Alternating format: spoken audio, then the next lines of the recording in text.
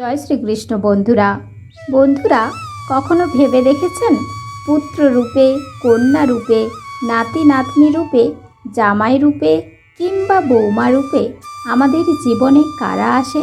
তাদের সাথে কি আমাদের পূর্বজন্মের কোনো সম্পর্ক থাকে? আমরা এই কথা অনেকেই শুনেছি যে এই জন্মে যাদের সাথে আমাদের সম্পর্ক তৈরি হয় তাদের সাথে আমাদের আগের জন্মে কোনো না কোনো সম্পর্ক থাকে, কিন্তু কী সেই সম্পর্ক এবং এ জন্মে যারা আমাদের কাছে আসে তারা আগের জন্মে কী ছিল, এই বিষয়টি আজ আমি আপনাদেরকে জানাবো একটি শিক্ষণীয় কাহিনীর মাধ্যমে, যা আপনাদের জীবন পরিবর্তন করতে পারে। তাই এই কাহিনীটি মন দিয়ে শেষ পর্যন্ত অবশ্যই শুনবেন। এই কাহিনীটি শুনলে আপনারা বুঝতে পারবেন যে আপনার কাছের মানুষগুলো আগের জন্মে আপনার কে ছিল। বন্ধুরা, সনাতন ধর্ম, শাস্ত্র, ভারতীয় দর্শন ও বিভিন্ন দেবদেবীর পূজা অর্চনা সম্পর্কে আপনাদের জ্ঞান ও তথ্য প্রদান করাই হলো এই চ্যানেলের প্রধান উদ্দেশ্য। তাই এই ধরনের ভিডিও পেতে অবশ্যই চ্যানেলটিকে সাবস্ক্রাইব করুন এবং বেল বাটনে প্রেস করুন এরকম আরও অনেক নতুন ভিডিওর নোটিফিকেশন পেতে। ভিডিওটি মনোযোগ সহকারে অবশ্যই শেষ পর্যন্ত দেখবেন এবং ভিডিওটি দেখে যদি ভালো লাগে তাহলে অবশ্যই একটি লাইক করবেন এবং সবাইকে শেয়ার করবেন যাতে তারাও ভিডিওটি দেখে উপকৃত হয়। এবং ভিডিওটি দেখে ভালো লাগলে অবশ্যই কমেন্টে জয় শ্রীকৃষ্ণ লিখতে ভুলবেন না। এক গ্রামে এক কৃষক বাস করত, যার সংসারে কেউ ছিল না। মা না, বাবা না, স্ত্রী না, পুত্র না, কেউ না। কিন্তু তার জমি জায়গা, বাগান, পুকুর ও আরও অনেক সম্পত্তি ছিল। সেখান থেকে প্রচুর আয় হতো, যা সে ব্যাংকে জমা করে রাখত। আর সেই গ্রামেই একজন ব্যবসায়ী ছিল যে তার ব্যবসা নিপুণভাবে জানত, কিন্তু ব্যবসা বৃদ্ধির জন্য তার কাছে অর্থ ছিল না। সেই ব্যবসায়ী একদিন সেই কৃষককে এসে বলে, ভাই, তোমার তো প্রচুর বিষয় সম্পত্তি, কিন্তু সেখান থেকে তোমার ভালো উপার্জন হচ্ছে না। তুমি এগুলো বিক্রি করে আমাকে দাও, আমি সেই টাকা ব্যবসায় লাগাবো, সেখান থেকে তোমার প্রচুর আয় হবে।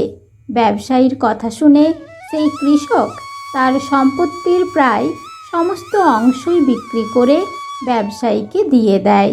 কৃষকটি তার কাছে কেবলমাত্র একটি শখের ফুল বাগান রেখে দেয়, যেখানে তার প্রিয় মহিষ থাকত।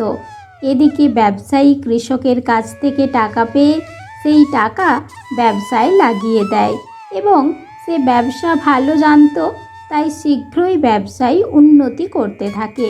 যেমন যেমন ব্যবসায় উন্নতি করে, ব্যবসায়ীর মনে তেমন তেমন পাপ জন্মাতে শুরু করে। সে মনে মনে ভাবতে থাকে যে লভ্যাংশের অর্ধেক অংশ আমি কৃষককে দেব না। কিছুদিনের মধ্যেই কৃষক বুঝতে পারে যে ব্যবসায়ী তাকে ঠকাচ্ছে। এইদিকে এই নিয়ে ব্যবসায়ীর ও কৃষকের মধ্যে দীর্ঘ তর্কাতর্কি হয়। তারপর কৃষক যখন বাড়ি যায়, সে দেখে তার পোষা মহিষ তার শখের ফুল বাগানটিতে ঢুকে সব কিছু নষ্ট করে দিচ্ছে। কৃষক তখন রাগের মাথায় একটি লাঠি নিয়ে মহিষটিকে মারতে যায় এবং সেই মহিষ তখন তাকে এমনভাবে আঘাত করে যে সেই আঘাতে কৃষকের মৃত্যু হয়। তার কিছুদিনের মধ্যেই মহিষটিও মারা যায়। এই খবর যখন ব্যবসায়ীর কানে পৌঁছায়, তখন ব্যবসায়ী অত্যন্ত খুশি হয়, কারণ সে জানত যে কৃষকের কোনো উত্তরাধিকারী নেই, সুতরাং তার ব্যবসার লভ্যাংশ ভাগ নেওয়ার কেউ আসবে না। এইদিকে দিনে দিনে সে ব্যবসায় উন্নতি লাভ করতে থাকে। কিছুদিনের মধ্যেই ব্যবসায়ীর পরিবারে একটি পুত্র সন্তান জন্ম নেয়।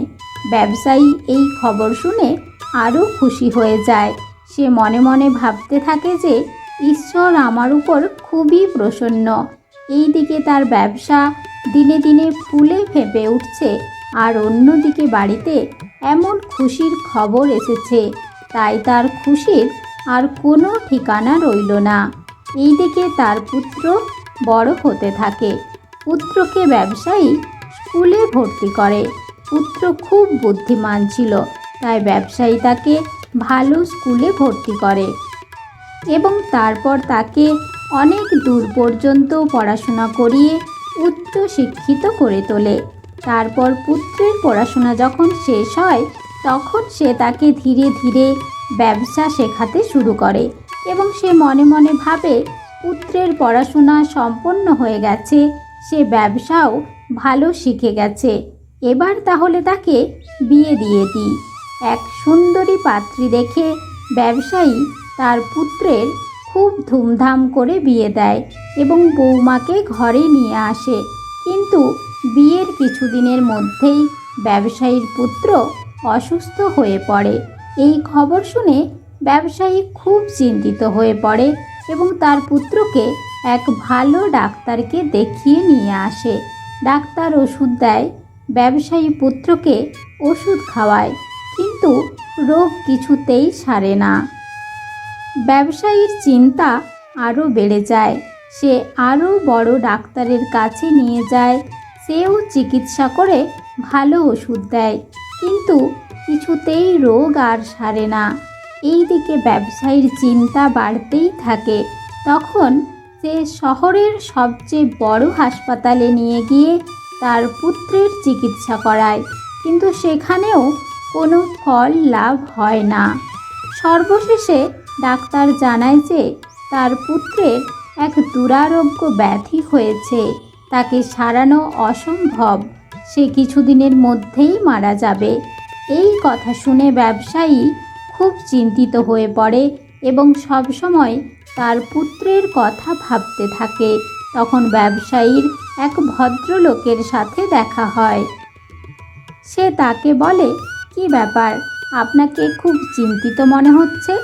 ব্যবসায়ী তখন পুরো ঘটনাটি তাকে শোনায়। লোকটি ঘটনাটি শোনার পর বলে, এ তো কোনো ব্যাপার নয়, আমাদের পাড়ায় এক কবিরাজ ডাক্তার আছেন, আপনি তাকে দেখান, তার ঔষধে মৃত মানুষও সুস্থ হয়ে যায়। লোকটির কথা শুনে ব্যবসায়ী তার পুত্রকে নিয়ে সেই কবিরাজের কাছে যায়। কবিরাজ মাত্র 50 টাকার ওষুধ দেয়। সেই ওষুধ ব্যবসায়ী বাড়ি গিয়ে তার পুত্রকে খাওয়ায়, কিন্তু ওষুধ খেয়েই ব্যবসায়ীর পুত্র সঙ্গে সঙ্গে মারা যায়। পুত্রের মৃত্যুতে ব্যবসায়ীর মাথায় বাজ ভেঙে পড়ে। সে বাড়িতে বসে বসে কাঁদতে থাকে। এই খবর যখন গ্রামের লোকে শুনতে পায়, তখন তারাও শোকাহত হয়ে পড়ে। ঠিক সেই সময় গ্রামের পথ দিয়ে এক সাধু হেঁটে যাচ্ছিলেন। ব্যবসায়ীকে কাঁদতে দেখে সাধু তখন জিজ্ঞাসা করে, কি হয়েছে তোমার, তুমি কাঁদছো কেন? ব্যবসায়ী কাঁদতে কাঁদতে সেই সাধুকে বলে, মহারাজ, আজ আমার একমাত্র পুত্রের মৃত্যু হয়ে গেছে, বংশের প্রদীপ নিভে গেছে, এখন আমি কি করি আপনিই বলুন। সাধু বলেন, পুত্র মরেছে তো তাতে কি হয়েছে, তাতে কান্নার কি আছে? ব্যবসায়ী অবাক হয়ে বলে, মহারাজ, আমার একমাত্র পুত্র, আমার বুড়ো বয়সের ভরসা, যাকে লিখিয়ে পড়িয়ে এত খরচ করে মানুষ করলাম, সে যদি যুবক অবস্থায় মারা যায়, তাহলে এর চেয়ে বড় দুঃখের বিষয় আর কি হতে পারে? সাধু তখন হাসতে হাসতে বলে, ব্যবসায়ী, তুমি সেদিন তো খুব খুশি হয়েছিলে। ব্যবসায়ী বলে, মহারাজ, কোন দিন? তখন সাধু বলে, যেদিন সেই কৃষক মারা গিয়েছিল, যার অর্থেই তোমার ব্যবসার আজ এত বাড়বাড়ন্ত। ব্যবসায়ী অবাক হয়ে বলে, হ্যাঁ মহারাজ, সেদিন খুব খুশি হয়েছিলাম। এরপর সাধু বললেন, আর সেদিনও তো খুব খুশি হয়েছিলে, যেদিন তোমার বাড়িতে পুত্র সন্তান জন্ম হয়। ব্যবসায়ী বলে, হ্যাঁ মহারাজ, খুশি হয়েছিলাম। কে না খুশি হবে বলুন? যার বাড়িতে পুত্র সন্তান জন্ম লাভ করে। তারপর সাধু বলেন, তুমি সেদিনও তো খুব খুশি হয়েছিলে যেদিন বাড়িতে টুকটুকে বৌমাকে নিয়ে আসলে। ব্যবসায়ী তখন কাঁদতে কাঁদতে বলে, হ্যাঁ মহারাজ, খুশি হয়েছিলাম।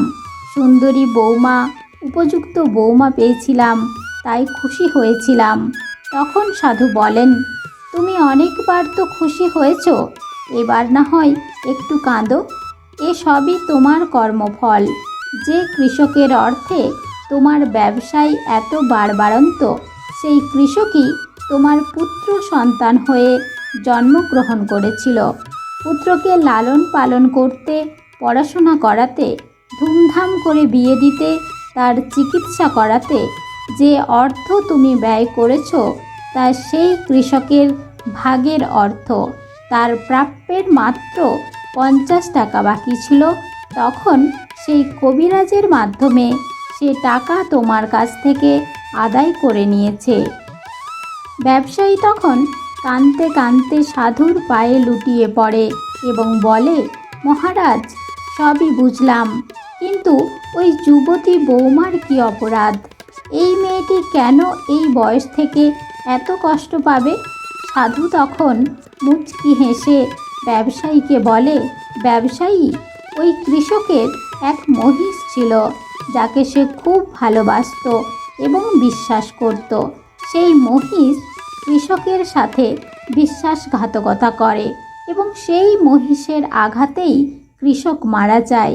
এই যুবতী মেয়েই হচ্ছে সেই মহিষ, যে এ জন্মে তোমার বাড়িতে বৌমা রূপে এসেছে। যেহেতু যুবক অবস্থায় সে কৃষকের সঙ্গে বিশ্বাসঘাতকতা করেছিল, তাই এই জন্মে যুবতী অবস্থায় তাকে এই কষ্ট পেতে হবে।